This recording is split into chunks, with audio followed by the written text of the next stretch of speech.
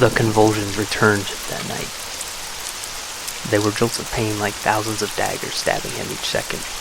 Again, he saw the object that had soared through the air, only this time he saw not only the shape, but the color. Light blue. Link awoke with a shudder once he realized it was the Ocarina of Time. Every time, it had been the drawbridge chains, the clopping of hooves, Zelda's worried face, and Ganondorf's torture. But each time it seemed to progress just a smidgen further. It was morning, a few hours before dawn, but still early. Link ate a fraction of the small store of food he had in his knapsack, scrounged for a pool of water in the ditches amidst the spots of greenery, and was quickly on his way. Not too many perils distracted Link that day, which was a good thing, for he was exhausted by the time he saw the first sign of the village. The blades of a windmill spun in front of the great volcano that was Death Mountain. An annular cloud hovered over its peak, like a crown boasting its majesty. It was sunset when Link finally passed under the gateway that welcomed travelers to the remote mountain village. It was a township of about 10 small red-roofed buildings, one under construction, all overlooked by a large hilltop estate. Stairs and terraces were sculpted into the lower hillsides of the narrow valley the village was cradled in. These stairways managed to stay true to the orderly grid of pathways cutting the land plots. There was a Hyrulean guard at the gateway bearing the bird and Triforce on his armor. Kakariko was, after all, under the sovereignty of the kingdom. As Link wearily walked around, the twilight danced on the houses, shops, and unfinished building, which was no more than half of a timber frame and a stack of red bricks ready to be laid. Link gave ponder to the abundant wild grass growing about, which contrasted the sparse vegetation on the road up. The reason for this contrast could be explained by a well, located at the bottom of the hill the windmill was on. The well must have been drawing groundwater for irrigation, powered by the sweeping wooden blades in the airstreams high above. "Boy," called a plump woman from the well. Her light brown hair was tied up in 2 large curly buns. She appeared to be collecting water for dinner. "Is this the first time you visited this village?" "It is," Link answered, approaching the well. "I run a small inn," she said as she picked up her bucket. "There's a room available." Link took the offer, being exactly what he was looking for. The inn was hardly an inn at all, however, with its 3 small bedrooms plus a common area, which was mostly taken up by a hearth and a table. But Link gladly paid the innkeeper 40 rupees for the cuckoo stew served with bread, and the bed with the soft cuckoo down pillow. During dinner, Link met the other guests. They were the carpenters constructing the new building. "These guys each do the work of half a man, but they still want a full man's portion," bellowed a fat-chinned, mustachioed, bald man in good humor. "They're all slackers, I tell you." "You work us like mules now, don't you?" one of his laborers jabed back. "Look at my hands now." "Oh, you wouldn't want to wear out those smooth, beautiful hands of yours now, would you?" another mocked. "Shut up, you dick," the other retorted lightheartedly, rubbing his hands. "Settle down now, all of you," the innkeeper hushed as she took her spot at the table. "And watch the language. We have a child with us." They all looked across the table at Link. "And what is your name, boy?" the 4th one asked. "My name is Link." Navi, being the shy fairy that she was billowed under Link's hat. "What are you doing in Kakariko, Link?" a 5th one asked, his mouth full of stew. "I'm heading up the mountain at first light." "You don't mean Death Mountain now, do ya?" the 1st one pressed. "You need the king's permission to go up there," said the 1st one, the boss figure. "I have a royal letter," Link replied as he took a bite of the hearty stew. They all seemed astounded, even the innkeeper. "I've seen traders with that. They go up to trade with them Gorons," said the 4th one.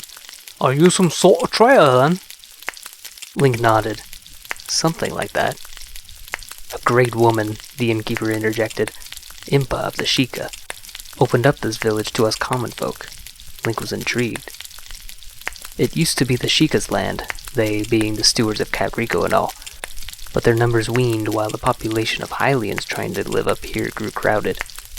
Before the great Emperor was called upon to be Princess Zelda's attendant, she gave most of the land of her people to the common folk, to people like you and us.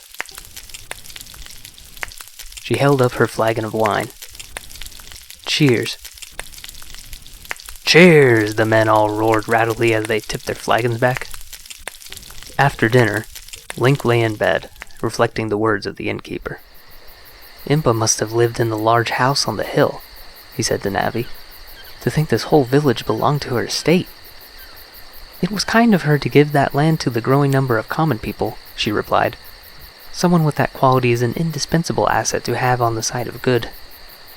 Link tranquilly dozed off to sleep, and began dreaming. He dreamt of Zelda, but she wasn't on that white horse. She wasn't being chased out of Castletown. It was just her. After this restful slumber, he awoke to the crowing of a rooster. He ate a breakfast of cuckoo eggs and bread with the carpenters. Then he and Navi collected water at the well. Climbing the stairs carved into the hillside, they passed more houses, gardens, and small farm plots, with cuckoos wandering about. He reached a stone wall that spanned the width of the small canyon where Death Mountain Trail began. It was the only formidable way to scale the mountain and reach the Gorons, and a wrought iron gate watched by a uniformed Hyrulean guard provided that passage.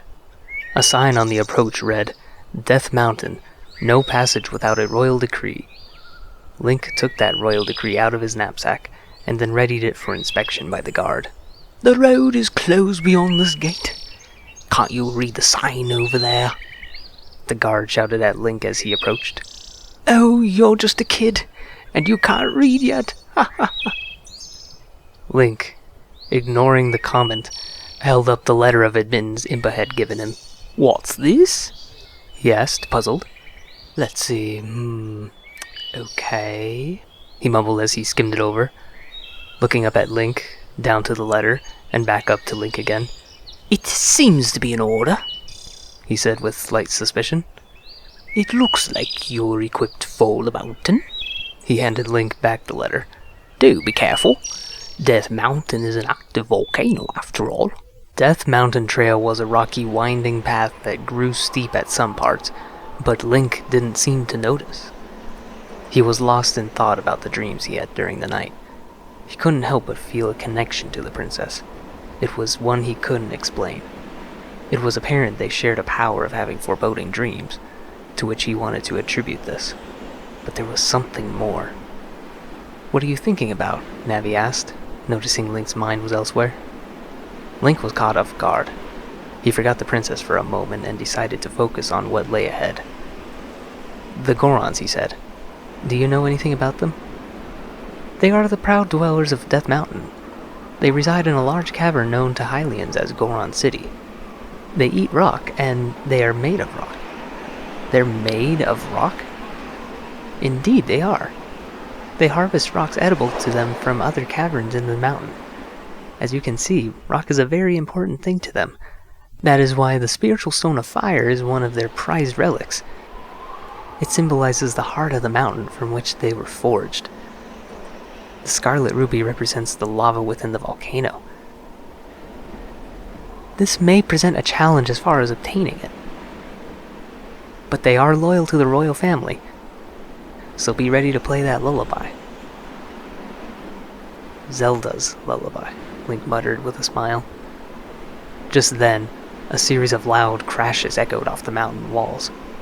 The sound of tumbling was coming closer and closer. The source of the clattering was a tan-colored boulder about the size of Link, and it was rolling down the slope right towards them.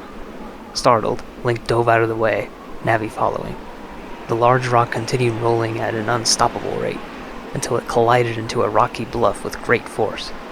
Expecting it to shatter upon impact, Link was surprised when the thing just stopped. He was outright astounded when it groaned and unfolded before standing up. Sitting in the dirt, he asked, Navi, do you see that rock getting up? That is a Goron, she said matter-of-factly. Not only do they possess great strength, but they can be speedy by curling their large bodies into a compact ball and rolling about. The tan creature had a large, bulbous head, accompanied by large lips and large beady eyes, but a small set of nostrils. After the Goron rose, he saw Link and Navi.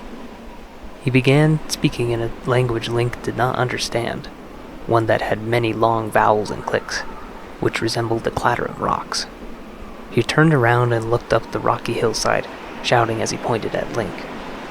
Another Goron, who had blended in as a rock, revealed himself by unfolding his body and standing up. He replied something in the Goronic language, except the last word of the sentence was Kakariko. "Yes, I came up from Kakariko," Link said upon that recognition.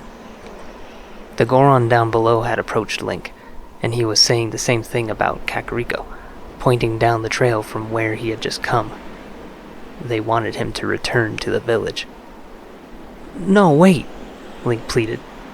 "Princess Zelda sent me." The Goron stopped. He looked up at his comrade and said something, followed by Zelda. They recognized the name.